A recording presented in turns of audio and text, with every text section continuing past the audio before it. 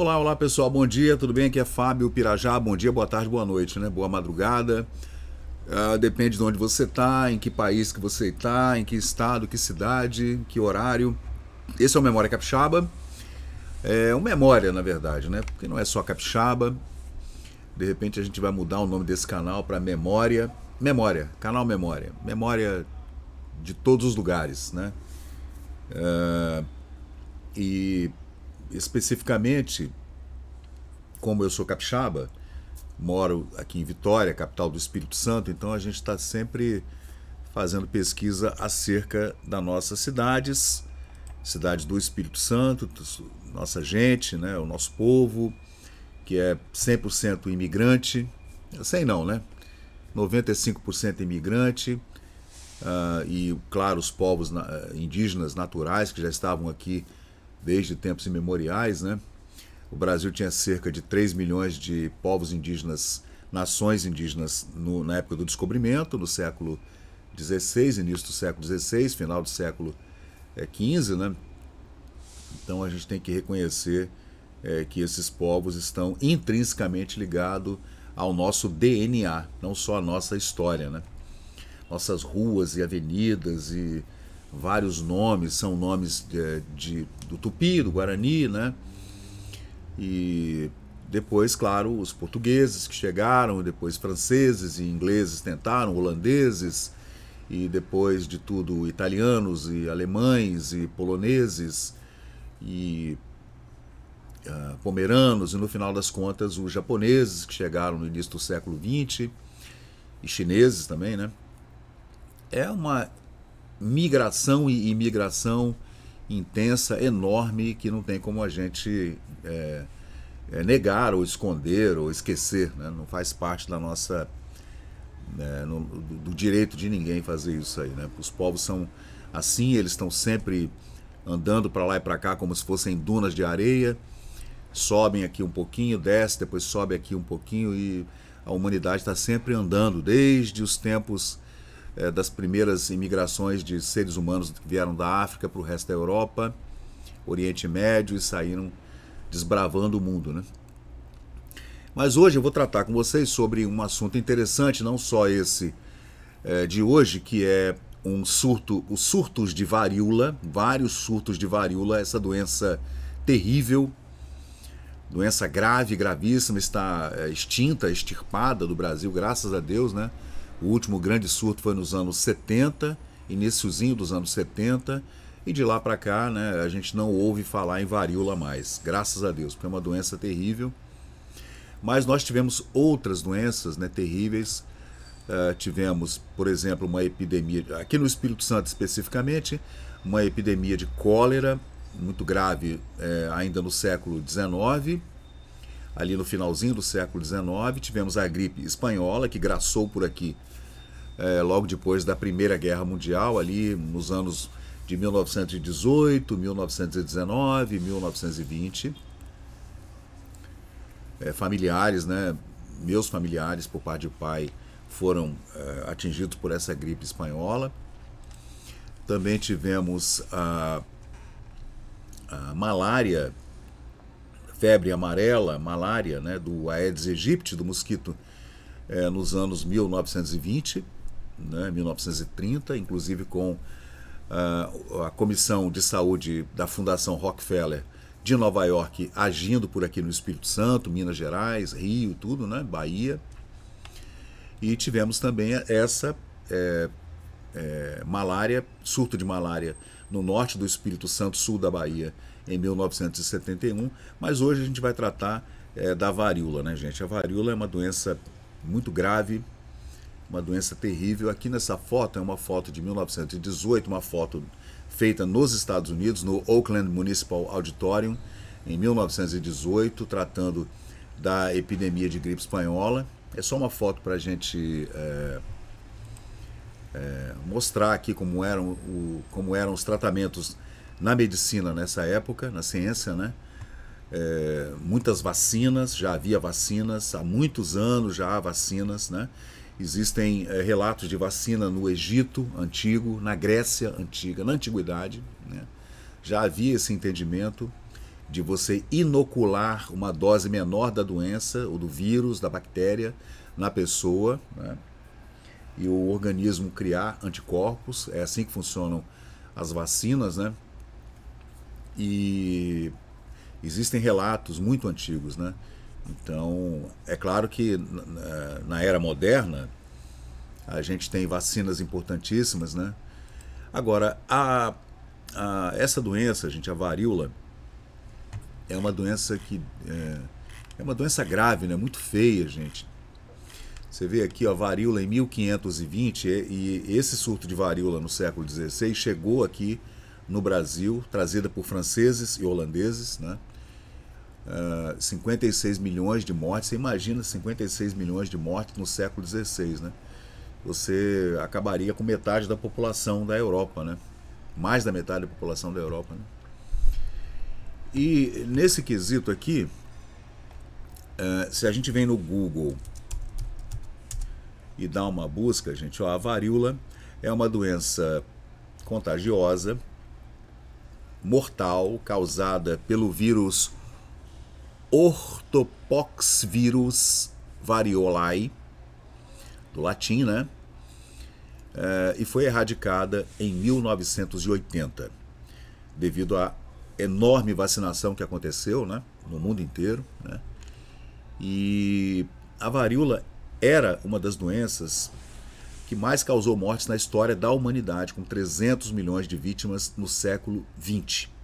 Para você ter uma ideia, né? Existe uma varíola maior e uma varíola menor. Ambas são letais, né? A maior é mais letal, com 30% de letalidade. E a menor é mais branda, né? Com letalidade inferior a 1%. Então existem dois tipos de varíola. A varíola é uma doença altamente contagiosa e mortal causada por esse vírus, né? E não houve mais casos de varíola no mundo desde 1977.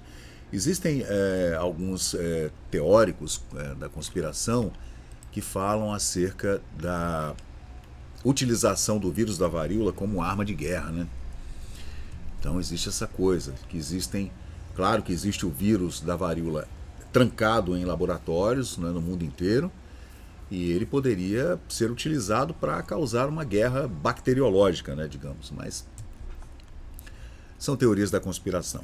Mas vamos falar então da varíola no Espírito Santo especificamente, né, para falar do nosso estado aqui. O Brasil teve vários surtos de varíola. O primeiro, como eu falei, entre 1520 e 1555.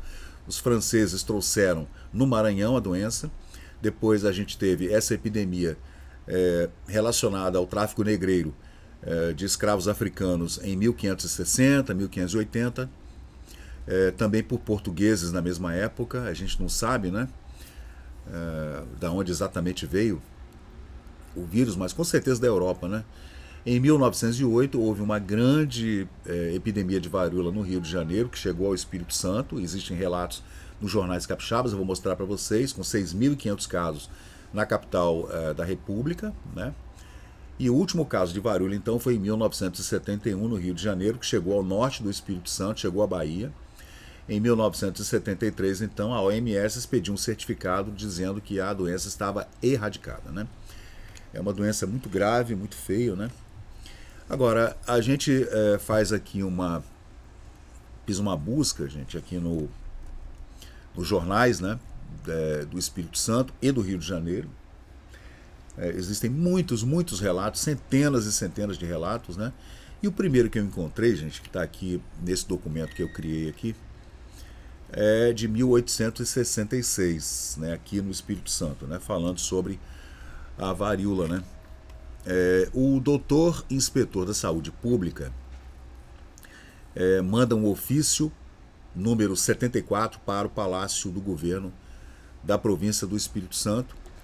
É necessário que Vossa Senhoria remeta com a máxima brevidade, rápido, um relatório detalhado sobre a salubridade pública nesta província do Espírito Santo, abrangendo todas as alterações ocorridas durante o ano passado, de 1865, em relação ao movimento dos hospitais e cemitérios, matrículas de médicos, farmacêuticos, farmácias, o progresso da vacinação, né, e inclua também sugestões de melhoramentos necessários para esse serviço público de saúde. Então, o primeiro relato falando sobre um relatório que deveria ser feito em meados do século XIX pelo inspetor da saúde pública ligado ao departamento de higiene, que era assim que era chamado, né, para fazer um relatório de vacinação, a quantidade de médicos, de enfermeiros, de farmácias, farmacêuticos, químicos que estariam, né, dentro desse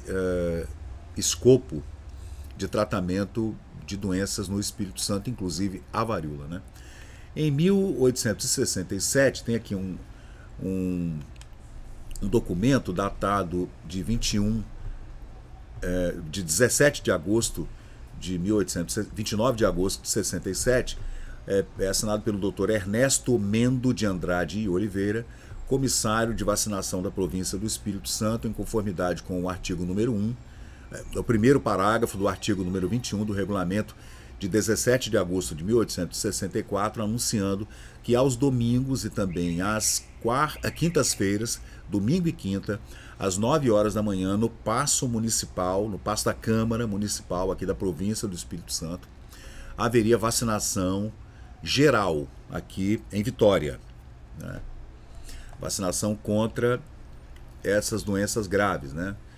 Em 1882, então, no dia 8 de novembro, existe aqui um documento da saúde pública, né, do Departamento de Higiene da província, uma nota importante, dando conselhos ao povo, dizendo o seguinte, abre aspas, com a varíola se espalhando na capital do Império, no Rio de Janeiro, com caráter epidêmico, 1882, hein? Dom Pedro II ainda era imperador do Brasil. E considerando que estamos em comunicação direta com aquela cidade e várias vezes ao mês, pelos vapores, pelos trens que iam e vinham, né, entre Rio de Janeiro, Minas Gerais e Vitória, e também pelos vapores são navios, né, mas navios e trens a vapor, trens e navios, né, estamos na iminência de uma epidemia de varíola.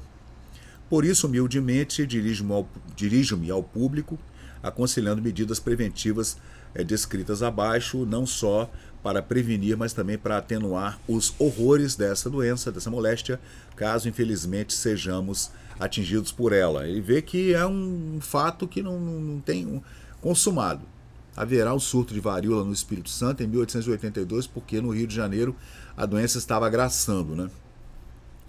E esse documento aqui do presidente da província, em 1882, ele dá algumas medidas que seriam preventivas para evitar a doença. É interessante, né? Como é que eram tratados doentes, como era tratada a casa durante um surto de influenza, ou de cólera, ou de malária, ou de outra doença, né? Que era o seguinte, ó, arejar as habitações e suas dependências, deixar tudo aberto, janela, porta, né? Mantendo o maior asseio possível. Lavar o assoalho com água alcalina ao menos uma vez por semana. Varrer diariamente os dormitórios, preferindo os mais espaçosos e bem ventilados, né? Manter neles apenas as camas e retirar roupa suja e qualquer objeto que possa viciar o ar do ambiente, do quarto, né? Evitar a aglomeração de pessoas em locais pequenos, principalmente à noite, bem como a acumulação de aves, porcos e outros animais. Lavar as latrinas, desinfetá-las com cloreto de cálcio, vai vendo. 1882. Manter limpos os recipientes de despejo e enterrar resíduos vegetais e animais, fezes e outros dejetos, né? Lixo, tudo desinfetado com cloreto de cálcio. Caiar as paredes, né? Internas e externas, com cal, porque o cal ele cria uma barreira, né? De infiltração, que é muito importante. Tomar banhos frios ou tépidos, conforme o hábito de cada um, evitando banhos longos, né? Ou logo após a refeição. Fazer as refeições em horários regulares e dormir no mesmo horário toda a noite. Vai vendo como é que são as medidas, né? Optar por uma alimentação nutritiva, de fácil digestão, como carne fresca, evitando excessos, né? Reduzir o consumo de alimentos leguminosos e evitar frutas mal amadurecidas, frutas devês, como se chamava antigamente, né? Não manter roupas molhadas de suor no corpo, trocar as vestes em ambiente fechado para evitar a interrupção da transpiração, aqueles golpes de vento que a gente falava, né? Que as avós falavam, né? Mamãe falava. Moderar o uso de bebida alcoólica para aqueles acostumados a elas, mas podia beber, tá? Esse é um texto revisado, mas o texto original pode continuar bebendo, que beber é bom. O texto original, gente, deixa eu trazer para vocês aqui, quer ver?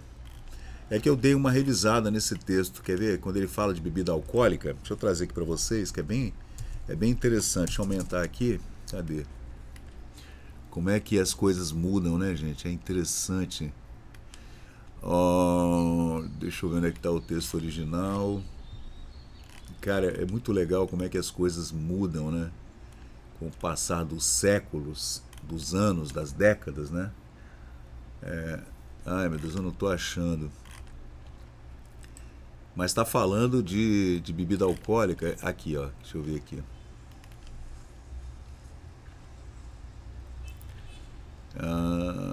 Cadê? Ai, meu Deus. Evitar insolação, fazer uso moderado das bebidas alcoólicas, os que estiverem a elas acostumados. Esse é o texto original. Né? O médico não proíbe, né? Que se beba bebida alcoólica. Talvez seja melhor beber uma cachaça de boa qualidade do que aquela água de antigamente, aquela água de poço artesiano, o poço cartesiano, como tem gente que fala, né? Mas vamos lá, vamos continuar. Evitar exposição direta ao sol. Aqueles que por profissão trabalharem sob o sol devem usar chapéus de palha com aba larga e fugir de tudo que possa enfraquecer o organismo. O álcool, né? Mas tudo bem. Na antiguidade, por exemplo, era mais saudável que se tomasse um vinho do que se tomasse uma água, né? Dependendo da... Assim, eu digo já agora, de 500 anos para cá, 1000 anos para cá. Na antiguidade não, né? Que a água era muito bem tratada lá, a gente sabe, né? No Império Romano, na Grécia e tal. Quando nos encontrarmos em meio a uma pandemia, esse documento é de 1882. Além dessas medidas acima, que devem ser praticadas constantemente, recomenda-se queimar alcatrão de forma constante para fazer tipo uma fumaça, né, em casa para matar tudo, alcatrão. Logo que aparecerem os primeiros sintomas ou sinais da moléstia, da varíola, né? Procurar imediatamente um médico, evitando qualquer tipo de alimentação. Fugir de conselhos especulativos que surgem nesses casos, que podem agravar a moléstia pela falta de uma consulta de um profissional competente, um médico, né? Aí, gente, tá aqui assinado pelo Dr. Goulart de Souza, a 7 de novembro de 1882, em Vitória. Aí nós tivemos, então, um outro surto em 1887. Foi identificado um caso de varíola a cerca de 1 quilômetro da povoação de Rio Novo do Sul, né? Gerando pânico na população local. Em resposta, as autoridades locais informaram a Câmara Municipal de Itapemirim, que prontamente enviou uma linfa vacínica, né? Através da Junta da Higiene, que era uma junta governativa da prefeitura, né? Para vacinação e revacinação dos indivíduos desprotegidos. Os senhores Alves e irmãos também se esforçaram em acalmar a população e reforçar a confiança na eficácia dessa vacina. Alves e irmãos deve ser alguém que tinha uma farmácia, né? Algum farmacêutico. E também foram enviados 2 policiais de Vitória para Itapemirim, lá para Rio Novo, né? Para fazer um cordão sanitário para conter a propagação da doença. Em 1889, tem um decreto aqui da Inspetoria de Higiene Pública, assim era chamado o Departamento de Saúde Pública, Inspetoria de Higiene Pública, higiene com Y, né? Nessa época era assim, e tinha um inspetor da higiene pública, não era um secretário, não, era um inspetor, né? Mas é a mesma coisa. Na época, o inspetor era o doutor Ernesto Mendo de Andrade e Oliveira, em 1886. Esse decreto é o decreto número 9.554, datado de 3 de fevereiro desse ano de 1886, da graça do Senhor. Responsabilidade pela vacinação recai sobre o inspetor. Ele é que fica responsável, a partir dessa data, do serviço de vacinação em toda a província do Espírito Santo. Em 1891, há vários casos de varíola registrados na capital, em Vitória, e em outras áreas costeiras da província, na costa, né, nas praias, né, onde a epidemia se alastrava com intensidade, 1891. Em 1914, as últimas notícias do Espírito Santo indicam uma epidemia de varíola de forma hemorrágica em todo o estado, né? Quando o surto foi detectado em Cachoeiro de Itapemirim, o Jornal do Brasil, na capital, no Rio de Janeiro, chamou a atenção das autoridades locais, né, da província, do estado do Espírito Santo, né? No entanto, as providências urgentes não foram tomadas em 1914. Né? O presidente do estado era Jerônimo Monteiro, né? Resultando em uma grave calamidade agravada pela ausência de medidas sanitárias adequadas. Embora tenham sido abertas instituições de isolamento, aqui existiam vários hospitais de isolamento. A ilha do isolamento principal era lá em Santo Antônio, né? Em frente ao antigo aeroporto, lá no cais do hidroavião, e as condições eram extremamente precárias, com pacientes deitados e estirados pelo chão, né, no hospital de isolamento. Não havia estrutura nenhuma, cara. 120 anos atrás, 110 anos atrás, exatamente em Vitória, não havia nenhuma estrutura para suportar uma pandemia, uma epidemia qualquer que fosse, né? Revelando a urgência de melhorias nas práticas de saúde pública no Espírito Santo, denúncia no Jornal do Brasil. Em 1921, o jornal do Rio de Janeiro diz: uma epidemia de varíola se espalhou pela capital federal, Rio de Janeiro, pela Bahia, Espírito Santo e Rio de Janeiro, chegando também a Minas Gerais. A Diretoria de Higiene e Serviço de Saneamento Rural, ligado à Presidência da República, né, realizaram esforços significativos para controlar a disseminação da varíola, resultando em uma taxa baixa de mortalidade, com aproximadamente 200 óbitos em 1.000 casos, cerca de 20%. Isso em 1921. Em 1925, também, o combate à varíola no Espírito Santo, o governo estadual destinou crédito de R$200 mil para cobrir despesas no combate à varíola no interior e na capital. Essas despesas, gente, foram feitas pela Comissão de Saúde da Fundação Rockefeller. Já tem um vídeo aqui no canal falando sobre a Comissão Rockefeller e a passagem aqui pelo Espírito Santo entre 1918 até o final da Segunda Guerra Mundial, né, fazendo pesquisa, vacinação, especialmente fazendo estatística, que era muito importante, né, para fazer um mapeamento de tribos indígenas, quilombos e etc. Né? Então foi muito importante a participação da Fundação Rockefeller de Saúde nessa época. Né? E o governo do estado pagou R$200 mil para a fundação. Né? Em 1931 houve vacinação, gente. O Departamento de Higiene, né, já no governo do Punaro Bley, medida demonstra o compromisso da administração pública do estado, né? A vacinação intensa, realizada em escolas, fábricas, centros de atividades em resposta à ameaça da varíola na capital, no Rio de Janeiro, né? Motivado também por casos no interior de Minas Gerais, divisa com o Espírito Santo. Né? Era feita uma campanha de conscientização pelos jornais, pelo rádio, para combater os preconceitos na vacinação infantil. Os pais não levavam as crianças para vacinar, havia um medo. Né? Aí, em 1935, a Delegacia de Higiene do Estado do Espírito Santo, à frente dos serviços sanitários, estava exigindo o tal do habite-se para novas residências, mantendo um controle rigoroso sobre as condições sanitárias, esgotamento sanitário, caixa de gordura, esgotamento sanitário, fossa, caixa d'água, um encanamento sanitário, aquele que sai para a rua, né? Além disso, enfrentou um surto de varíola em 1935, mobilizando os guardas necessários e cobrindo despesas que ainda aguardam reembolso. Vai vendo como é que funcionava antigamente, tá? Não havia uma verba alocada para isso, não. Era na base do reembolso. Foram também reportados casos de tifo em 1935. O Serviço de Inspeção Médica Escolar, havia um Serviço de Inspeção Médica Escolar. Continuou funcionando regularmente, fornecendo assistência aos alunos, etc. e tal. E em 1973, para fechar aqui esse vídeo, dado que o Espírito Santo apresentou uma alta incidência da tuberculose, do sarampo e da varíola, você vê, esse foi o último surto documentado de varíola no Espírito Santo, em 73. E ela foi erradicada e dada como erradicada pela Organização Mundial de Saúde, ligada à ONU, Organização das Nações Unidas em Nova York, dizendo que a epidemia estava extinta.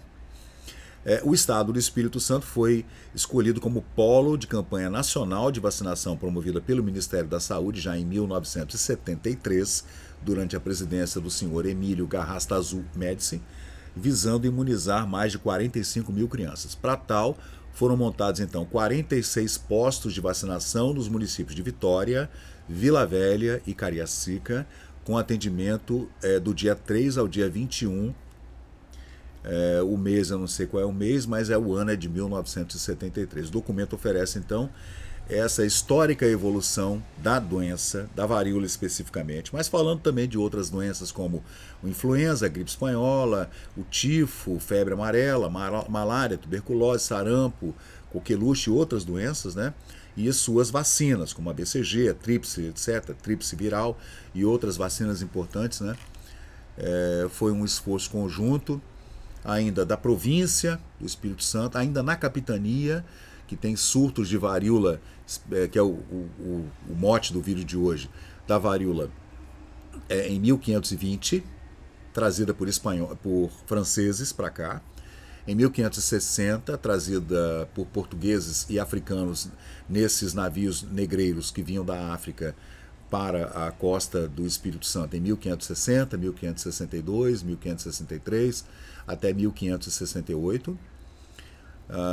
E depois, subsequentes epidemias, pequenas e grandes, né, até aquela grande epidemia de 1908. E logo depois a gente entrou na Primeira Guerra Mundial e no meio, para o final da Primeira Guerra Mundial, tivemos a gripe espanhola, foto que vocês estão vendo aí agora, tirada nos Estados Unidos. Aqui no Espírito Santo houve muitas mortes da influenza, né, da epidemia de gripe espanhola, que a gente já tem aqui um álbum no canal. Eu farei outro vídeo, né? Já fiz um vídeo, farei outro vídeo. Aí esse é a influenza espanhola no Espírito Santo em 1918 e 1919. E aqui também a epidemia de cólera, que aconteceu em 1895. E aqui está o material sobre a Comissão Rockefeller, que chegou ao Espírito Santo em 1920. E aqui esse surto de malária que aconteceu em 1971 na cidade de Pedro Canário, divisa com Bahia em Minas Gerais, lá no norte do Espírito Santo, e subsequente determinação do Ministério da Saúde para uma grande vacinação no Espírito Santo em 1973, né, em Vitória, Vila Velha e Cariacica. Então, pessoal, é isso aí. Isso é mais um vídeo do canal Memória Capixaba, trazendo aqui essas pesquisas falando sobre a história do Espírito Santo. Essa história da saúde pública no Espírito Santo me interessa muito também. São assuntos que a gente gosta de estudar, de pesquisar, né? Sobretudo, né? As pesquisas são aleatórias, paralelas, e a gente vai tocando todo tipo de pesquisa possível, sobre tudo. História, geografia, cartografia, orografia, acidentes aéreos, náuticos e doenças, epidemias, pandemias, e sobre arte, cultura, lendas, tudo sobre pessoas comuns, pessoas ilustres e etc. Esse é o Memória Capixaba. Se puder, curte, compartilha, comenta. Se não estiver gostando também pode descurtir, deixar um dislike, não tem problema, desde que você faça um comentário lá para dizer como é que a gente pode melhorar e também dar sugestões, né, no canal. Nós temos um Apoia-se, né, se você quiser apoiar o nosso canal, o nosso trabalho aqui. a gente agradece muito. Muito obrigado, gente. Até a próxima. E chegamos ao final de mais um vídeo aqui do Memória Capixaba. E se você curtiu o conteúdo, por favor, deixe seu like, compartilhe aqui o nosso canal e inscreva-se para mais novidades. Até a próxima e muito obrigado por participar aqui do Memória Capixaba.